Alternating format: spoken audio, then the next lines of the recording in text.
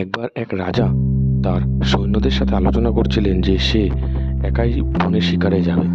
তার সৈন্যরা মানা করায়ও সে তাদের কথা শুনলেন না এবং শিকার করতে বেরিয়ে পড়লেন।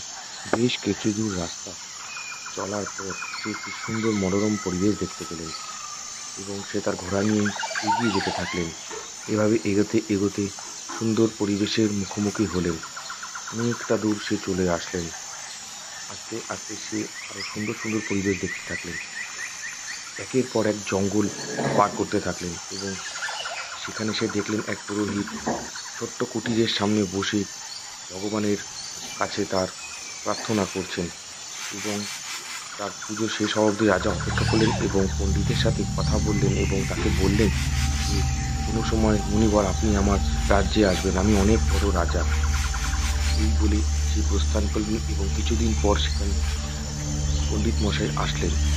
পণ্ডিত মশাই অনেকটা রাস্তা পথ বের করে যখন রাজার সবাই এসে উপস্থিত হলেন এবং দেখলেন রাজা যেন ভগবানের কাছে কিছু বলছেন, সে কিছুক্ষণ সেখানে দাঁড়িয়ে তার সমস্ত কথা শুনলেন এবং সেখান থেকে প্রস্থান করলেন। তখনই রাজা তাকে দেখতে পেয়ে ছুটে এসে তাকে বললেন, আপনি চলে যাচ্ছেন কেন?